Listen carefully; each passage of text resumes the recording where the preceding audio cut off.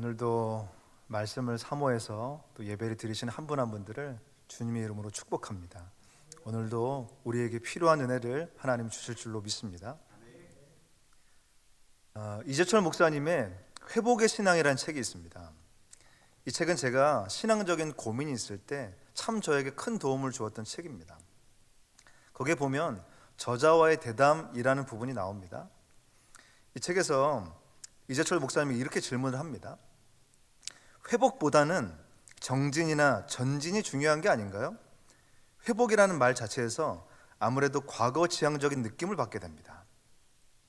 그랬더니 목사님이 이렇게 대답하십니다. 방향의 의미 속에서는 확실히 회복보다는 정진이 유효할 것입니다. 그러나 저는 방향이 아닌 본질의 의미로 이 단어를 사용합니다. 인간의 죄로 말미암아 하나님과 인간의 관계는 단절이 되었습니다. 신앙의 본질은 이 단절된 관계의 회복에 있습니다. 이 회복이야말로 참된 신앙의 동기요 과정인 동시에 목표입니다. 회복 위에서만 진정한 미래가 보장됩니다. 굉장히 인상적인 말이었어요. 그렇구나. 회복 위에서만 진정한 미래를 꿈꿀 수가 있는 것이구나. 그러면서 그 다음에 굉장히 중요한 말씀을 합니다. 새날, 새 시대는 결코 밖에서 주어지지 않습니다. 캘린더가 바뀌거나 연도의 단위가 새로워진다고 해서 새날이 되는 것이 아닙니다. 새날이란 오직 인간 내부에서 그리스도를 힘입어 가꾸어지는 것입니다. 여러분, 한 달이 지났습니다. 어떠신가요? 새날의 느낌이 드시나요? 새날의 은혜가 충만하신가요? 오늘 그 은혜가 가득한 시간이 되길 원합니다. 그런데 그건 언제 시작되냐면 정말 새로운 삶을 시작하길 원한다면 하나님과의 관계의 회복이 먼저입니다. 어떤 것이라도 신앙의 회복은요 하나님과의 관계의 회복으로부터 시작되어져야 합니다. 이게 신앙의 원리라는 거죠. 아마 시대마다 신앙의 방법들은 다양할 것입니다. 그러나 원리는 바뀌지 않아요. 신앙의 원리는 단 하나입니다. 하나님과의 관계의 회복, 이 위에서만 모든 것이 가능하다는 것이죠. 오늘 이 신앙의 원리를 붙드는 귀한 사람이 있습니다. 그 사람이 누구냐면 바로 이삭입니다. 오늘 이삭을 통해서 하나님이 주시는 귀한 은혜를 경험하는 시간이 되기를 원합니다. 이삭은 사실은 주목받는 인물은 아닙니다. 여러분, 이 창세기가 4대 족장 얘기를 하고 있는데요, 잘 아시는 것처럼 아브라함 하면 뭐가 떠오르죠? 믿음의 조상이라는 수식어가 떠오릅니다. 믿음으로 가나안 땅에 들어온 사람, 멋있잖아요. 또 야곱하면 12지파의 아버지, 이 수식어가 떠오릅니다. 12지파는 이스라엘 민족의 모태를 이루게 됩니다. 또 요셉하면 뭐가 떠오르죠? 애굽의 국무총리, 노예의 신분에서 국무총리까지 된 사람. 뭐 아무튼 이렇게 얘기할 수가 있습니다. 근데 이삭하면 딱히 떠오르는 게 없습니다. 특징이 없어요. 너무 연약해 보이기도 합니다. 이삭하면 어떤 스토리가 떠오를까요? 아버지 아브라함 때문에 모리아산에서 칼에 찔려서 죽을 뻔한 사람. 아마 그랬으면 이삭 스토리는 굉장히 더 짧았을 겁니다. 그런데 하나님께서 4대 족장 중에 한 명으로 이삭을 사용하십니다. 여러분, 그냥 사용하신 게 아닐 겁니다. 거기에 분명한 이유와 목적이 있습니다. 그게 뭐냐면 이삭만이 가지고 있는 신앙의 원리가 있습니다. 다른 사람에게 찾아볼 수 없는 이삭에게서만 있는 신앙의 원리가 있습니다. 오늘 이 신앙의 원리를 통해서 하나님이 주시는 은혜를 경험하는 귀한 시간이 되기를 원합니다. 자, 그러면 첫 번째, 이삭에게 주신 신앙의 원리는 과연 무엇일까요? 첫째, 말씀대로 사는 것입니다. 이삭의 인생에 첫 번째 위기가 닥쳐옵니다. 그것이 바로 대흉년입니다. 여러분, 유목민에게 이 흉년이라고 하는 것은 엄청나게 큰 위기입니다. 가축도 먹을 것이 없고요, 사람도 먹을 것이 없습니다. 인간에게 가장 기본적인 욕구가 뭐죠? 먹고 사는 문제입니다. 이게 해결이 안 되는 것이죠. 아마 이런 때 우리가 기대하는 신앙은 믿음으로 먹고 사는 걸 이겼습니다, 이런 것을 기대할지 모르겠습니다. 여러분, 그런데요, 진짜 먹고 사는 문제가 해결이 안 되면 쉽지가 않습니다. 신앙이 진짜 멀게 느껴져요. 기도해야 하는 것, 말씀 보는 것 알죠? 그런데 당장 먹고 살 게 없는 거예요. 당장 굶고 사는 거예요. 그러면 신앙이 너무 멀게 여겨진다는 것이죠. 이게 바로 흉년이라는 것입니다. 어쩌면 우리는 코로나19라고 하는 대흉년을 만나고 있는지 모르겠습니다. 경제적인 대흉년을 만나는 분도 계십니다. 먹고 사는 게 정말 힘든 거예요. 그래서 이번에 명절이 돌아오는 게 걱정되는 분이 있으시대요. 부모님도 챙겨야 되고 형제도 챙겨야 되고 또 자녀들도 챙겨야 되는데 경제적으로 어렵다 보니까 명절 오는 게 걱정이 된대요. 또 어떤 분들은 신앙적인 대흉년을 맞이하고 있습니다. 너무 갈급한 거예요. 예배도 마음껏 막 드리고 싶고 마스크 다 벗고 드리고 싶고 또 그리고 교제도 성도들 간에 마음껏 만나서 막 하고 싶고 이런데 이럴 수가 없으니까 너무 답답한 거예요. 우울한 거예요. 갈급한 것이죠. 이걸 채우고 싶은데 채울 만한 것이 없는 것입니다. 어쩌면 이것이 오늘 이삭이 만나고 있는 대흉년이 아닌지 모르겠습니다. 이때 이삭이 어떤 결정을 할까요? 오늘 창세기 26장 1절은 말합니다. 한번 같이 읽어보겠습니다. 1절입니다. 아브라함 때 첫 흉년이 들었더니 블레셋 왕 아비멜렉에게 이르렀더니. 아멘. 여기서 그랄이라는 지역이 굉장히 중요합니다. 굉장히 중요합니다. 그랄은 가나안 남부 지역의 맨 끝에 있는 지역이에요. 그리고 조금만 내려가면 어디가 나오냐면 애굽이 나옵니다. 그러니까 가나안 땅이긴 하지만 조금만 가면 바로 애굽이 나올 수 있는 그런 지역입니다. 당시 이렇게 애굽은 어떤 지역이냐면 먹고 사는 게 아주 풍성한 지역이었어요. 그러니까 흉년이 있으면 당연히 애굽으로 가야 한다는 공식이 있었습니다. 흉년 있걸 애굽의 공식이 있었다는 것이죠. 과거에 아브라함도 대흉년 때 어디로 갔냐면 애굽 땅으로 갔습니다. 가나안이 아니라 애굽으로 건너갔습니다. 그러니까 이삭도 대흉년이 있으니까 이제 당연히 애굽으로 가야 한다고 생각한 것이죠. 이게 공식처럼 여겨진 거예요. 먹고 사는 문제 해결하려면 이 공식 따라야 돼라고 하는 생각을 가지고 있었다는 것이죠. 그런데 그때 하나님께서 이삭에게 나타나십니다. 기가 막힌 타이밍에 나타나신 것이죠. 그리고 2절에 말씀하십니다. 여호와께서 이삭에게 나타나 이르시되 애굽으로 내려가지 말고 내가 내게 지시하는 땅에 거주하라. 여기서 내가 내게 지시하는 땅은 학자들이 그랄이라고 얘기합니다. 그러니까 애굽 가지 말고 가나안 땅 이 그랄에 머무르라는 겁니다. 이게 무슨 말이죠? 먹고 사는 문제 해결하려면 애굽으로 가야 되잖아요. 이거 공식이잖아요. 근데 공식대로 하지 말고 내 말 들어. 공식대로 하지 않아도 돼. 하나님의 말씀 그거 붙잡으면 돼 라고 하는 엄청난 도전을 한 겁니다. 여러분 이게 쉬워 보이죠? 우리의 배워있는 익숙한 경험이 있잖아요. 익숙한 생각들 있잖아요. 이 패턴으로 가야지 살 수 있어 라고 하는 게 있는데 그렇게 하지 말고 애굽 가지 말고 그 방식 따르지 말고 하나님의 약속 붙잡으라는 겁니다. 엄청난 도전을 던진 것이죠. 그렇다면 하나님께서 왜 이삭에게 이런 말씀을 하신 것일까요? 거기에 중요한 이유가 있습니다. 오늘 창세기 26장 3절 4절에 보면 이렇게 얘기합니다. 이 땅에 거류하면 내가 너와 함께 있어 내게 복을 주고 내가 이 모든 땅을 너와 내 자손에게 주리라.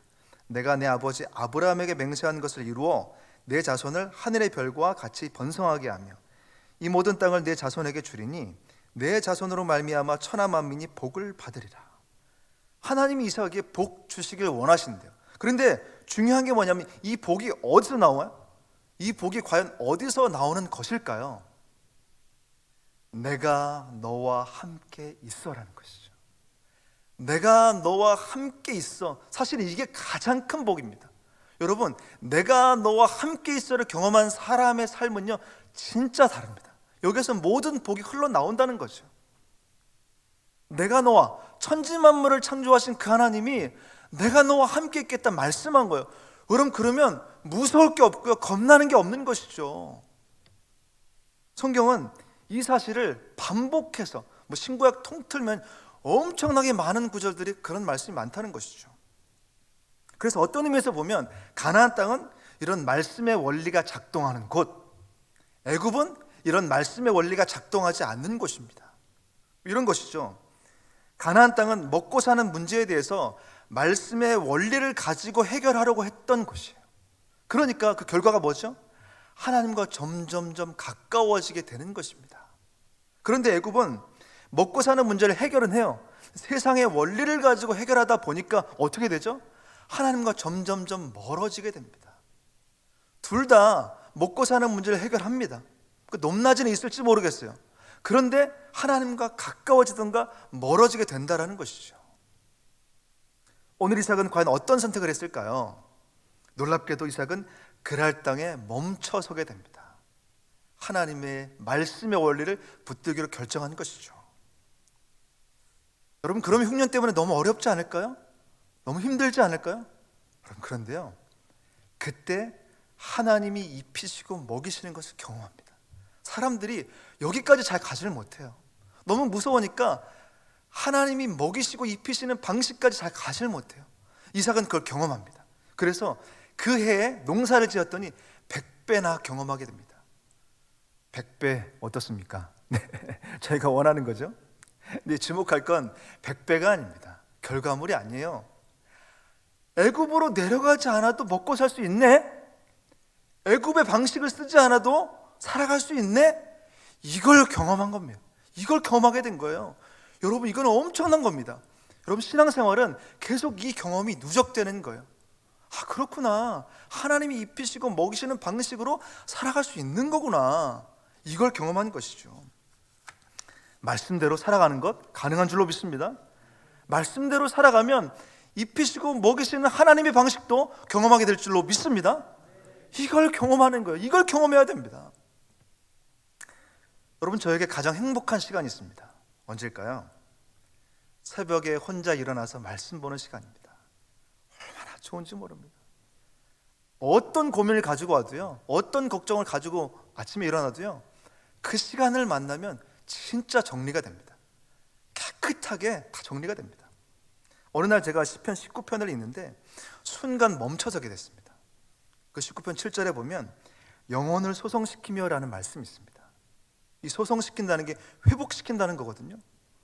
제가 아무리 칠흑같이 어둠 가운데 있을지라도 이 말씀이 저를 회복시킬 수 있대요. 근데 이게 믿어지더라고요. 제가요 2, 3분도 안 되는 그 시간에 회복을 경험했습니다. 한번 꼭 해보시기 바랍니다. 너무 놀란 거예요. 그런데 그 앞부분에 뭐라고 얘기하냐면 여호와의 율법이 완전하여 이 영혼을 소성시킨대요. 율법이 완전하대요. 말씀이 완전하대요. 세상은 다 불완전한 거 아니겠습니까? 그러니까 자꾸 어딜 가야 되나 걱정하잖아요. 그런데 말씀이 완전하대요. 말씀이 완전하니까 완전하신 말씀이 저를 회복시킬 수 있다라고 얘기하는 거죠. 그 다른 데 갈 필요가 없는 거예요. 완전하신 말씀 안에 거하면 회복을 경험하게 될 줄로 믿습니다. 와, 그리고 나서 제가 궁금해서 그 시편 19편 7절부터 9절을 전부 살펴봤습니다. 이렇게 얘기합니다.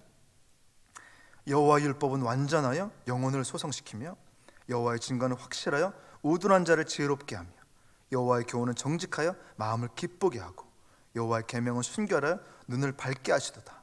여호와를 경외하는 도는 정결하여 영원까지 이르고 여호와의 법도 진실하여 다 의로우니. 말씀이 영혼을 회복시킨대요. 말씀이 우둔한 자를 지혜롭게 한다고 합니다. 말씀이 마음을 기쁘게 한다고 합니다. 말씀이 눈을 밝게 한다고 합니다. 말씀이 영원한 것을 바라보도록 한다고 합니다. 말씀이 의롭게 살도록 만들어준다고 합니다. 무슨 말이죠? 이 땅을 살아가는 모든 것들이 전부 다 말씀 안에 있다는 겁니다. 그러니까 다른 곳에 갈 필요가 있을까요, 없을까요? 없다는 것이죠. 말씀 안에 거하기만 하면 오늘 우리가 하루를 어떻게 살아야 되는지 전부 다 해결을 받을 수 있다는 것입니다. 제가 그 아침에 얼마나 행복했겠어요. 얼마나 즐거웠겠어요. 그렇구나, 그거였구나. 내가 다른 데 갈 필요 없고 딴 사람 찾아갈 필요가 없는 거구나. 여기에 전부 다 해결책이 있는 것이었구나. 진짜 행복했습니다. 진짜 즐거웠습니다. 이 맛을 함께 경험하길 원합니다. 코로나 시대 사람들의 특징이 뭘까요? 갈급함입니다. 너무 갈급한 거예요. 사람들이 고립되어 가고요, 단절되어 가니까 너무 외로운 거예요. 힘든 거예요.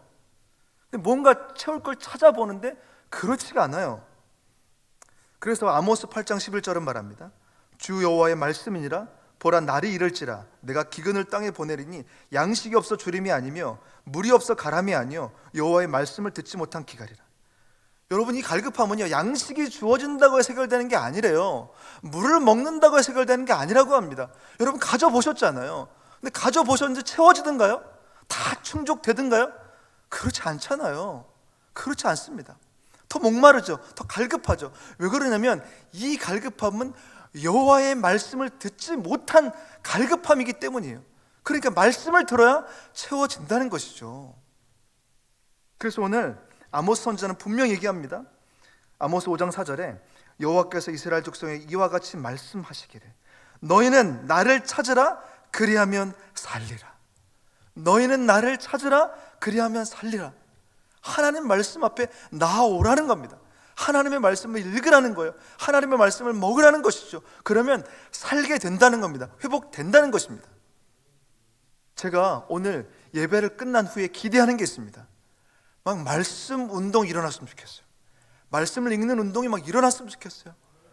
막 집집마다 막 모르겠습니다. 출근할 때도 말씀을 듣고, 어디를 갈 때도 말씀을 듣고, 누구를 만나도 말씀을 듣고, 얘기를 나눠도 말씀 얘기를 하고, 이런 일이 벌어졌으면 좋겠습니다. 말씀을 보고 말씀을 읽는 일이 일어나길 원합니다. 요즘 드라마 바이블이라는 앱이 너무 좋습니다. 드라마 바이블, 이 앱을 까시고요 한번 들어보세요. 너무 좋습니다. 너무 좋아요. 또 말씀을 묵상하는 일이 벌어지길 원합니다. 퀴즈 책도 있고 성경 본문도 있으니까 묵상하는 일이 벌어지는 거예요. 또 말씀을 연구하고 또 말씀을 쓰고, 하여튼 말씀 운동이 벌어졌으면 좋겠습니다. 다음 주부터 시작된다고 합니다. 성경을 한번 우리가 깊이 있게 묵상하고 그 은혜를 함께 나누는, 카톡도 좋고 문자도 좋으니까 그 운동들이 벌어지는 우리 성서 중보교회 되길 원합니다. 그래서 진정한 회복을 경험하시는 사랑하는 모든 성도님들이 되시기를 주님의 이름으로 축원합니다. 아멘. 자, 하나님께서 이삭에게 주신 신앙의 두 번째 원리는 무엇일까요? 둘째, 순리대로 사는 것입니다. 이 순리가 무슨 말이냐면 순조로운 이치를 얘기합니다. 자연의 질서를 얘기하는데요, 물이 아래로 흐르는 것처럼 굉장히 자연스러움을 얘기합니다. 이삭의 신앙의 원리는 순리대로 사는 겁니다. 하나님이 주시는 자연스러움 안에서 살아간다는 것이죠. 오늘 이삭의 인생의 두 번째 위기가 찾아옵니다. 그것이 뭐냐면 우물을 빼앗기는 사건입니다. 팔레스타인 지역은 강수량이 적고 기후가 건조하기 때문에 우물이 굉장히 중요합니다. 마치 이렇게 생명처럼 소중하게 여겼던 것이 우물이라는 것이죠. 당시 이삭은 아버지 아브라함 때 있었던 우물을 가지고 있었습니다. 참 좋았던 것이죠. 그런데 주변 사람들이 이삭을 시기해서 그 우물을 메워버립니다. 흙으로 채워버립니다. 말도 안 되는 일이 벌어진 것이죠. 보통 이 정도 되면 어떻게 반응해야 되죠? 당장 우물을 원래대로 되돌려 놓으세요, 이렇게 요청해야 되죠. 근데 이삭은 아무런 반응을 하지 않습니다. 아무런 얘기를 하지 않아요. 그리고 조용히 다른 지역에 가서 다시 우물을 팝니다. 그러니까 이해할 수 없는 행동을 합니다. 또 이번에는 그 지역 목자들이 이삭 목자들에게 우물을 달라고 얘기하는 거예요. 그 우물 누가 팠죠? 이삭이 판 겁니다. 이삭 거예요. 그런데 갑자기 달라는 거예요. 그러면 우리가 생각할 때는 그 말도 안 되는 얘기입니다. 제가 왜 줘요? 라고 반응을 해야 되잖아요. 근데 이삭은 아무런 반응을 하지 않습니다. 또 우물을 내어줍니다. 그리고 다른 곳에 가서 또 우물을 팝니다. 진짜 이해할 수 없는 행동을 반복해서 합니다. 이걸요 총 4번에 걸쳐서 그렇게 합니다. 놀라지 않을 줄 알았습니다. 네. 그 우물 한 번 파는 것도 어려운데 계속해서 그 우물을 그냥 양보하고 또 파고 양보하고 또 파고 이렇게 하는 것이죠. 이삭은 왜 이렇게 한 것일까요? 결국 이삭은 이렇게 우물을 파고 나서 이제 더 이상 아무도 건드리지 않게 됩니다. 그랬더니 가장 넓은 우물을 갖게 돼요. 그리고 이렇게 고백합니다. 이 고백이 굉장히 중요합니다. 창세기 26장 22절입니다. 함께 읽어보겠습니다. 이삭이 거기서 옮겨 다른 우물을 팠더니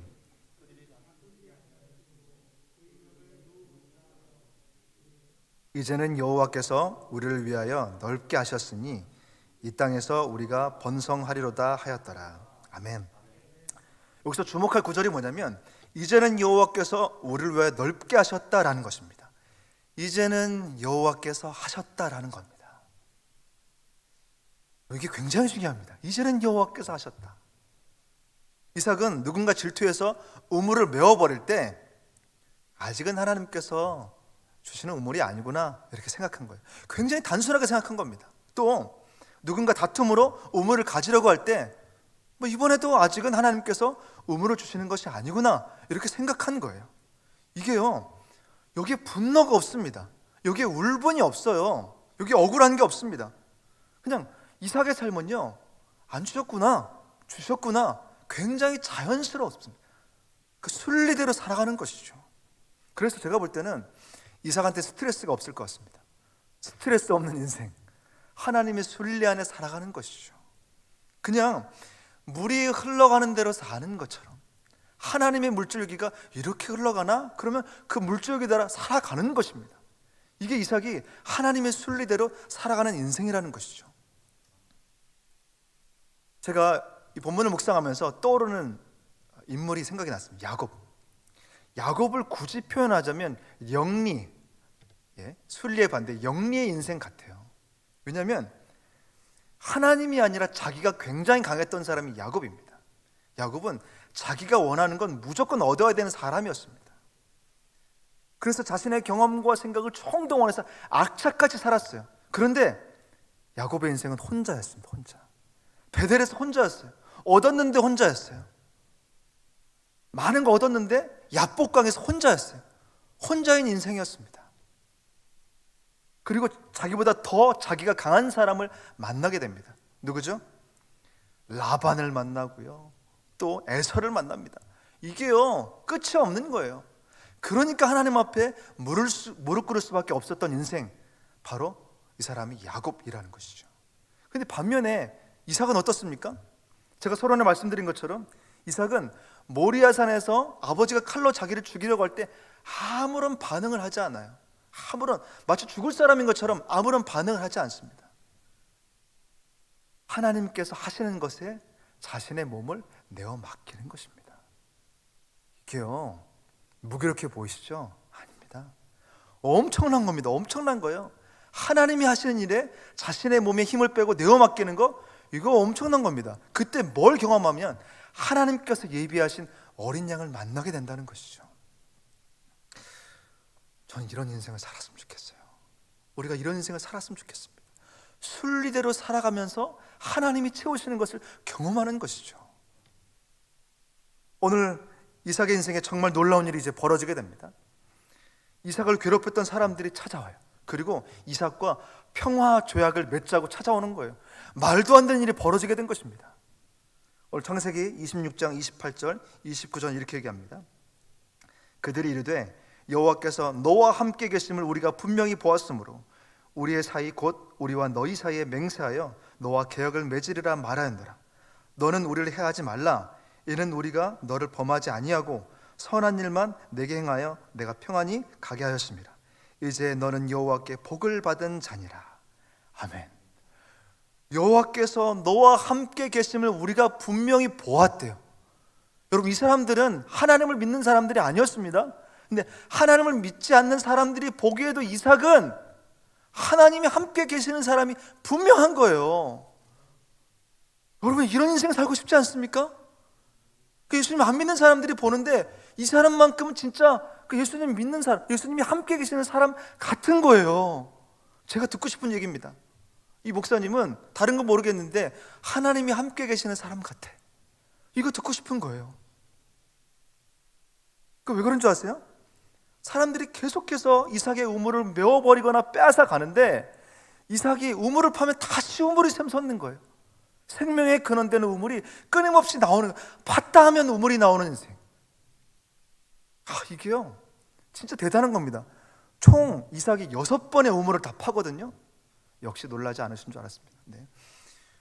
생명의 근원되는 우물을 팠다 하면 나오는 인생인 거예요. 어떤 사람들은 우물을 메우는 방식의 삶을 살아갑니다. 그 다른 사람들의 우물을, 소중한 우물을 메워버리는 방식을 살아가는 거예요. 또 어떤 사람들은 그 우물을 빼앗아가는 삶을 살아가요.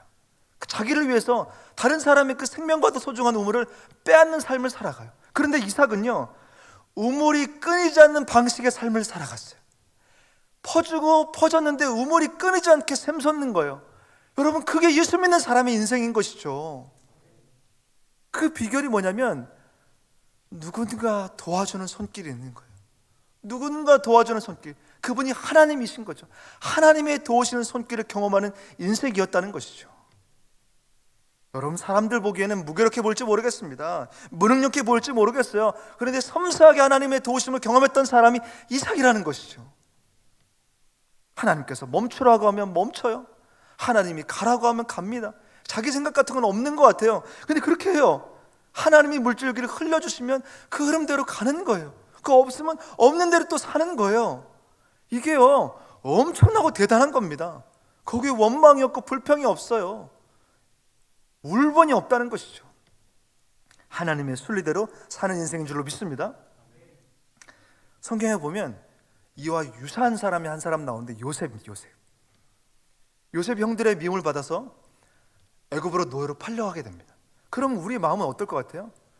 원망과 불평, 분노와 막 이런 마음들이 휩싸여 있지 않겠습니까? 그런데 성경엔 그런 내용들이 하나도 나오지 않습니다. 단 한 구절 등장하지 않아요. 그리고 이렇게 얘기합니다. 창세기 39장 3절에 보면 그의 주인이 여호와께서 그와 함께 하심을 보며 또 여호와께서 그의 범사에 형통하게 하심을 보았더라. 집주인이 보기에도, 집주인이 안 믿는데 집주인이 보기에도 요셉은 하나님이 함께 하시는 사람인 거예요. 이게 노예인데, 아니 울분도 있고 화도 있고 이래야 되는데 노예인데 노예처럼 살지를 않는 거예요. 여러분, 집주인의 말대로만 살아가는 사람이 노예잖아요. 그런데 마치 하늘의 주인이 있는 것처럼, 하나님이 주인인 것처럼 살아가는 거예요. 그러니까 다른 삶을 살게 되는 것이죠. 그 집주인이 보기에 다른 삶을 사는 거예요. 그러니까 이런 사람을 가정총무로 맡기고 싶은 거예요. 이렇게 다르게 사는 거 보니까 이런 사람이면 내 집을 책임져도 되겠다 생각하는 것이죠. 여러분, 이런 인생을 사시기를 바랍니다. 이게 순리대로 하나님이 이끌어 가시는 방식대로 살아가다 보니 그것을 경험하게 되는 것이죠. 말씀을 마무리하려고 합니다. 청구하는 목사님의 내 길 더 잘하시니라는 찬양이 있습니다. 설교 준비하면서 그 찬양이 마음속에 참 떠올랐는데요. 이런 가사가 있습니다. 해답도 모르는 시험 문제처럼 주님의 뜻을 찾지만 다 알 수 없었죠. 시련의 세월이 내게 준 한 가지, 다 이해하지 못해도 주 신뢰하는 것. 내 주는 다 아시죠?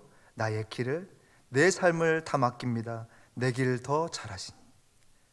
시련의 세월을 지나고 나서 한 가지를 깨달았대요. 다 이해하지 못해도 주님을 신뢰하는 거라는 거예요.